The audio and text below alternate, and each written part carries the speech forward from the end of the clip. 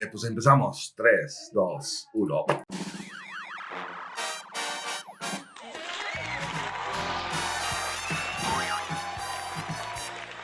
Hola, hola, hola, hola. Bienvenidos a un capítulo más de Apuntes Chamánicos. Ahora lo estamos transmitiendo desde la hermana República de Metepec. Sí, en casa de unos primos nos venimos a cenar. Aquí está su propio. Saluda, Sacha. Y pues bueno, ¿de qué vamos a hablar hoy? Hoy vamos a platicar de que sí, ya sé, tengo que dar primero el suscríbanse, por favor, suscríbanse, ya saben, campanita, esto, el otro. Estamos en Instagram y en Twitter como @GantuzLuis y estamos en Facebook como Apuntes Chamánicos y como Luis Gantuz. Ahí me pueden buscar. Ok, ya habiendo dicho esto, vamos a hablar del tema del día. Fíjense que, déjame checar el nombre porque hubo quien sugirió algo que me pareció un tema interesante. Tengo que confesar que cuando lo vi dije, aquí hay de qué hablar, y es el impacto de la muerte de Superman. El tema lo sugirió Manuel Yolcatl. Y la verdad es que me puse a pensar, dije, pues ahí empezó un montón de cosas bien interesantes en este medio, y creo que es momento de platicar. ¿Qué fue la muerte de Superman? Creo que si en algún momento alguien de los que me ve no lo sabe, pues es que empezó a leer cómics ayer. Entonces, bueno, vamos a explicárselos para que no haya bronca. DC en los 80s, en 85, tuvo un cambio radical con la crisis en las Tierras Infinitas y todo eso. En ese momento, DC revoluciona ya el cómic en general y logramos tener obras como Watchmen, obras como Dark Knight Returns, obras como Killing Joke, The Cult y una serie casi todas basadas en Batman. Esto también origina que empiece a haber lectores maduros, y esos lectores maduros empiezan con el asunto de Vértigo. Y la verdad iba muy bien. Sin embargo, DC, a pesar de tener las mejores historias en esos momentos, no lograba superar a Marvel en ventas. Los X-Men seguían siendo los más populares. Por ahí a principios de los 90s sale el X-Men número 1, que es considerado el cómic más vendido. Creo que vendió 8 millones de copias. Lo cual a los especuladores les voy a ser honestos. Si están esperando que ese cómic valga muchísima lana, pues hay 8 millones de copias en el mercado y todo mundo cree que vale una lanota ese cómic. Lo tiene todo mundo, es difícil de vender. Pero bueno, siempre habrá. Nomás no lo compren caro porque pues, les tengo la noticia de que no está caro. Entonces era un momento como de un gran movimiento. Al principio de los 90s fue como que se fue calentando desde esta crisis en las Tierras Infinitas, desde esta evolución en el cómic, hacer el cómic de superhéroes más adulto, hacer el cómic de superhéroes un poco más oscuro. Poco antes de eso había venido Dark Phoenix Saga, y no se nos olvide que el cómic se vuelve oscuro con Marvel cuando muere Gwen Stacy. A partir de ahí la muerte llegaba de golpe al cómic. Pero en realidad con la Dark Phoenix Saga pues se muere un personaje principal que era Phoenix, que era Jean Grey. Y yo tengo, la verdad es que el cuate barrigoncito, simpaticón, barbón, llamado Clement, tiene la teoría, y me parece muy real, de que Dark Knight Returns, si le quitas la última página, es la muerte de Batman. Pero no quisieron hacerlo, les dio miedo. Entonces, honestamente, en estos momentos era un buen momento para las historias. Las historias en los cómics de superhéroes ya había salido, aparte de Crisis, después salió Guerras Secretas de Marvel. Era un buen momento. Sin embargo, había un personaje que nomás no levantaba. Había tenido un reboot maravilloso, impresionante, muy bien hecho de John Byrne con Superman, el Hombre de Acero, pero de ahí como que había fluctuado y no levantaba. Hasta que un día en una reunión a alguien se le ocurre decir, oigan, ¿y si matamos a Superman? Y ahí se empieza a cocinar esta famosa edición. La van guardando y sale en una serie de números dibujados. Lo curioso es que si ustedes ven en el TPB la historia de la muerte de Superman, empieza a tener cada vez menos paneles para llegar al número 75 de Superman, que es donde será la muerte, dibujada por Dan Jorgens, y son paneles de página completa con una mega risa. A mí en lo personal en su momento me gustó mucho la idea de que alguien llegara y matara a Superman a madrazos. Yo no podría creer que lo matara Lex Luthor. No podrías creer que un villano de ese de los existentes pudiera hacerlo si no lo había hecho durante tantos años. Entonces, bueno, sacan un villano en la nada, este famoso Doomsday, y como diría mis cuates, a Superman lo mató el monstruo, y a partir de ese momento, bueno, viene la famosa. ¿Qué sucede con la muerte de Superman? Pues es el gran mito mediático de nuestra época. En ese momento todo mundo habló de los cómics. Todo mundo habló de lo que estaba sucediendo. Jacobo Zabludowski, muchos de ustedes no se acordarán, pero en aquel entonces era un noticiero importantísimo, un noticiero que realmente se veía en todos lados, totalmente vendido al gobierno, sí, pero todo el mundo veía 24 horas. Ahí se habló de la muerte de Superman. Para los que veníamos desde los 70s, 80s leyendo cómics, pues fue una situación muy extraña, porque pues, por primera vez todo el mundo le ponía atención al cómic cuando tú en realidad pues, no tenías ni idea de esto. Pero se dio una circunstancia bien importante por lo cual se da el boom del cómic. No es nada más la muerte de Superman. O sea, no es nada más ese cómic que llama la atención lo que queda, sino cuando de repente mucha gente se empieza a acercar, empiezan a suceder una serie de fenómenos bien interesantes. Primero, empieza a haber tiendas de cómic. Ya tenías acceso al cómic gringo que antes era imposible. En México era bien difícil tener acceso al cómic norteamericano. Pero ya empieza a existir Cómics S.A., fundada por Eduardo Flores, Carlos Strong, Gustavo Martínez.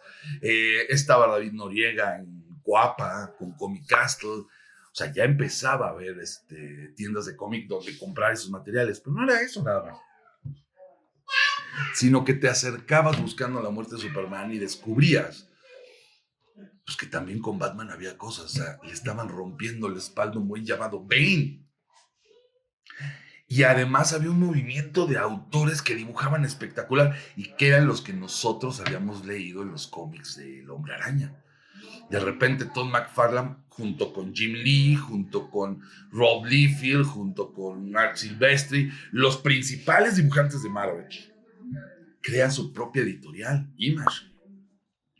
Era el movimiento autoral más importante en muchísimo tiempo.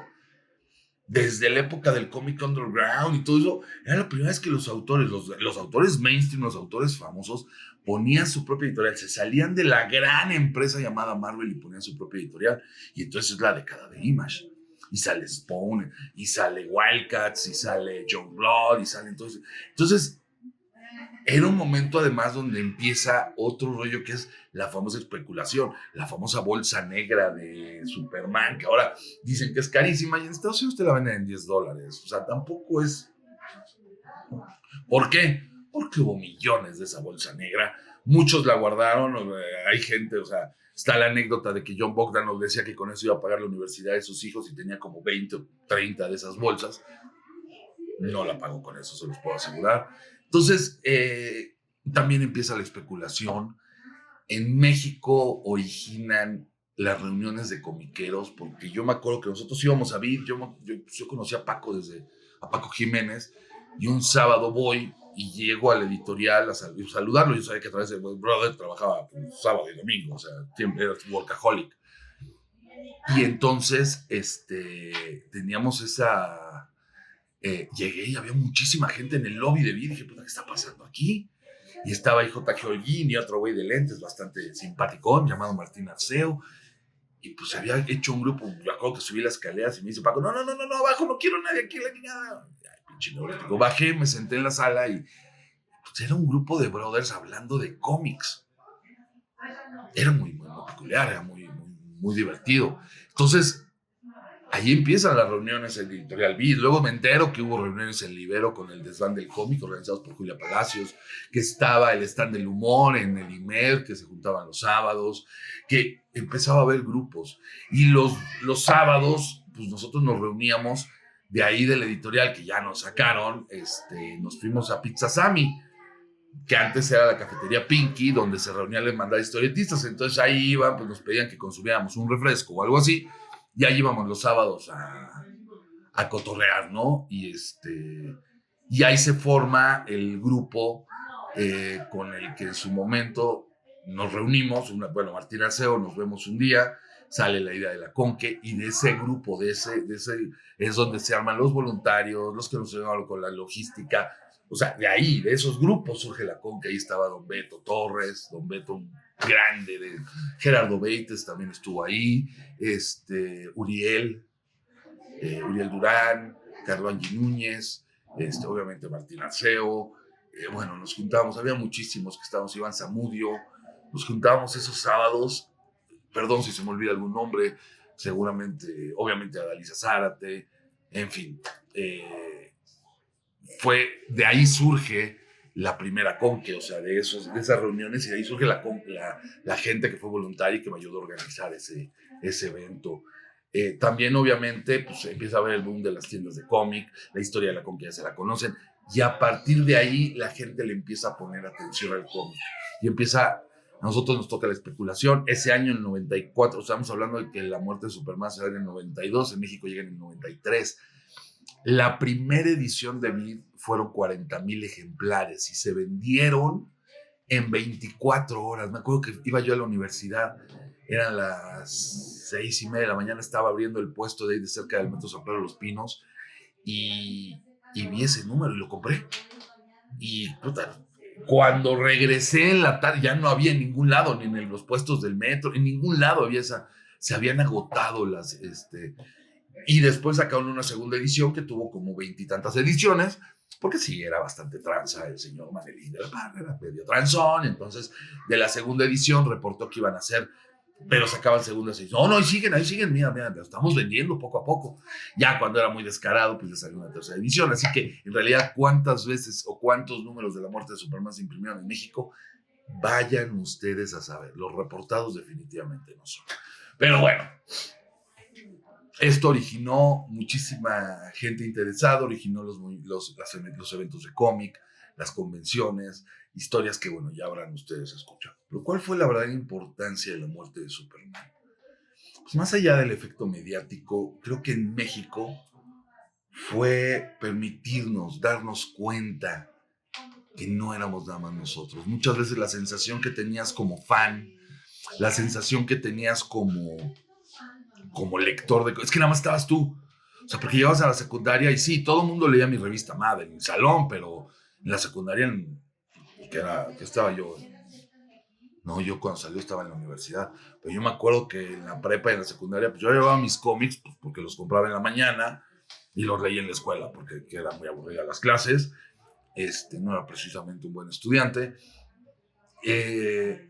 Y bueno, todo el mundo lo leía, pero pues, yo decía que yo era el único en la escuela que las leía. Pero salió del closet una gran cantidad de lectores y se hicieron fans una gran cantidad de personas. Fue cuando se acercaron y empezaron a encontrar.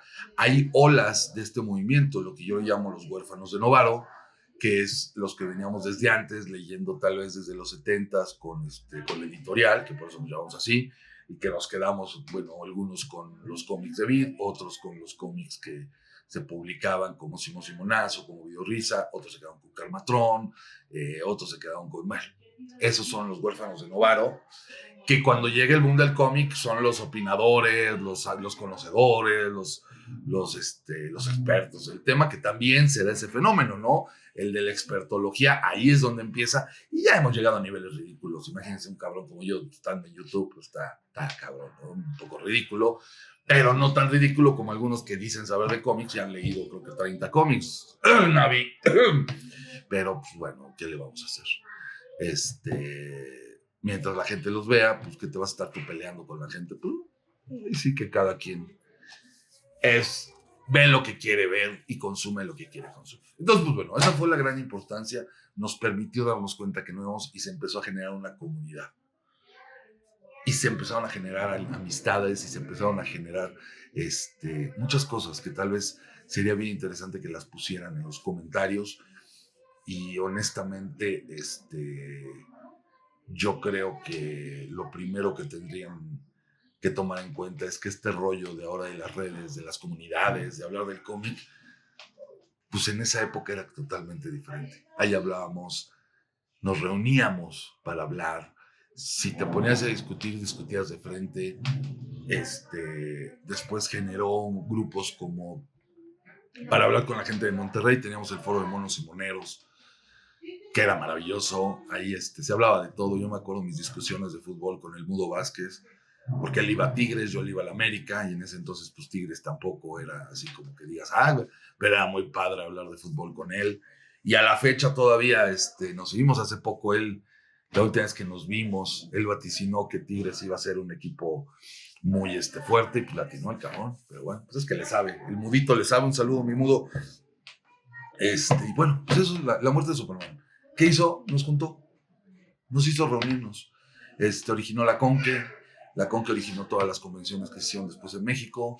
En esas convenciones nos encontramos todos, nos conocimos muchos, se hicieron alianzas, se hicieron enemistades, y generó lo que pues hasta ahora es el medio. Ahí empezó, nos juntó. Ya lo que vino después, esa es otra historia. Señores, ya lo saben, por favor, especúlenlo, cuídenlo, enmíquenselo si es necesario, gradúenlo, pero el bigote hay que cuidarlo. Estos fueron los Apuntes Chamánicos. Nos vemos. Adiós, adiós, adiós. Bye.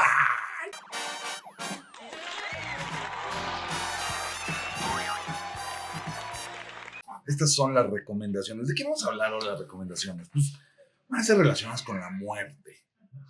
Pero vamos a tratar de buscar cosas diferentes, porque obviamente cuando se habla de la muerte, pues, hay muchos temas, muchas variantes. Pero bueno, estas son recomendaciones de... Y bueno, para empezar, la número 1. Bueno, como el tema fue la muerte de Superman, pues obviamente no les voy a recomendar leer la muerte de Superman. Les voy a recomendar leer 2 cosas que salieron a partir de la muerte de Superman. Funeral por un amigo, que es una historia como son, si no me equivoco, 11 números, donde se ve todo lo que pasa después de la muerte de Superman. Y que termina con la llegada de los 4 Supermanes. Pero las consecuencias de la muerte de un personaje así es muy interesante. Creo que hay un par de detalles ahí que vale muchísimo la pena checar. Es olvidada, todo el mundo habla de la muerte de Superman, o habla del reino de los Supermanes, pero Funeral por un amigo, que salió de un solo tomo aquí por Vid, me parece mucho más interesante todavía que el mismo rollo de la muerte. Así que pues, si pueden, échenle un ojo. No sé qué tan complicado sea de conseguir ni qué tan caro, pero pues, si pueden, véanlo. La verdad, vale mucho la pena. La número 2. El cadáver y el sofá. El cadáver y el sofá de Tony Sandoval. Pues toda la historia gira alrededor de un par de niños preadolescentes, púberes, que encuentran un cadáver y pasan su verano viendo el cadáver y tratando de suponer o averiguar qué fue lo que generó la muerte de ese niño. Una obra maravillosa, con un gran dibujo. Es la obra que hizo que Tony Sandoval llegara a Europa, y desde ese entonces en México se publicó en el 2007 por Caligrama. Tengo entendido que por ahí todavía se anda vendiendo por Caligrama, y vale muchísimo la pena. El cadáver del sofá de Tony Sandoval, invaluable. Número 3. Hay una historieta mexicana que seguramente les va a llamar la atención a muchos de ustedes. No es tan difícil de conseguir, aunque luego se quieren pasar medio de lanza, pero si pueden, léanlo, sobre todo los primeros 100 números, porque luego de los primeros 100 números se le acabaron las historias y las empezaron a inventar. Tradiciones y leyendas de la colonia. Una historieta maravillosa, muy entretenida, que hablaba sobre las leyendas y donde uno puede entender la diferencia entre el horror en México y el horror en Estados Unidos y en otros países. En México todo tiene que ver con el diablo. O sea, sí hay ciertas, pero todos tienen que ver con regresos de la muerte por misiones no cumplidas o el diablo. Entonces, es bien interesante. Leer tradiciones y leyendas mexicanas es algo que honestamente no pueden dejar de hacer. Por lo menos consiguen su numerito. Esos luego no son tan difíciles de conseguir. Número 4. Death, the high cost of living. Ya saben que mi inglés no es particularmente bueno. El alto costo de la vida. Death, de Neil Gaiman y Chris Bacalo y Mark Buckingham. Es una gran historieta. La publicaron aquí en México búsquenla. El personaje de Death se está dentro del universo de Sandman, es uno de estos, pues son los eternos, los celestiales, bueno, es uno de estos personajes como el sueño, como el desespero, como la muerte, en fin, estos personajes que salen en Sandman, no se lo pueden perder, es una gran obra de Neil Gaiman y una historia muy interesante donde nos hace reflexionar un poco sobre la cuestión de la muerte. El número 5. El número 5 tiene que ver con una no muerte, pero lo que podría causar, y es yo creo que uno de los más interesantes cómics que yo he leído en mi vida, es uno de mis favoritos, se llama Peter Camp, lo sabía, Camp, K-A-M-P-E-F, no, K-A-M-P-F. ¿Y de qué trata Peter Camp? La trama es muy simple. ¿Qué hubiera pasado si Hitler hubiera continuado con sus clases de arte y se hubiera convertido en caricaturista, dibujante de tiras cómicas? Realmente es apasionante porque veríamos cómo el fascismo estaba generándose como una corriente muy importante. ¿Qué hubiera pasado si Hitler no llega al poder y hubiera hecho una tira cómica que firmaba como Peter Camp? Acuérdense que la obra de cumbre de Hitler se llamó Mein Kampf, mi lucha. Y así firmaba esta tira cómica. Sale Goebbels como director de una agencia de publicidad. Una obra maestra de Carlos Trillo y Domingo Mandrafina, Argentina. No sé, seguramente estará en algún lado de esta biblioteca enorme llamada Internet. Búsquenla, una verdadera joya. Esas fueron las recomendaciones. Nos vemos. Adiós.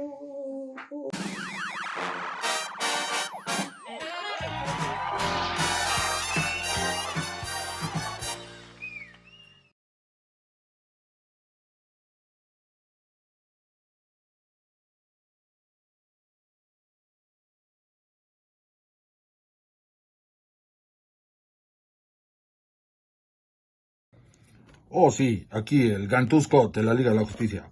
Llegaba Batman un día. Hola, amigos, estoy haciendo una Liga de la Justicia. Oh, sí, yo te ayudo. Oh, sí, soy la Mujer Maravilla, yo te ayudo. Hay que invitar a alguien. Sí, vamos a invitar al más tonto. Oh, sí, yo corro rápido. Ah, no sirvo para otra cosa más que correr rápido. Chun, chun, chun, chun, chun, chun, chun. Hay que buscar otro. Sí, el que tenga cara de pordiosero. Oh, sí, mira, aquí hay uno con cara de pordiosero. Mira, sí, mira. Y nado rápido. Oye, ¿ahora qué tenemos que hacer? Oye, pues nos falta el Cyborg. Pues sí, pero no hay muñeco del Cyborg, así que metemos a Robin. Ah, yo quiero con Batman. Ah, sí, no. Ahora hay que revivir a Superman. Yo, Superman, malo. Soy malo. Les pego a todos. Oh, Lois Lane, te amo. Oh, esperemos que regrese. Oh, sí, tiene que regresar. Oh, sí, vamos a detener a Darkseid el malo. Sí, ay, mira, un parademonio. No, es Hawkman. Ah, es un parademonio. Pu. Oh, sí, y al final, Superman salva el día. Superman, Batman son amigos. Sí, besen sus bocas. Ok, lo lograron. Oh, yo salgo al final de la historia. Sí, soy Lex Luthor y yo voy a armar una pandalla. Y yo soy el Joker y también salgo al final.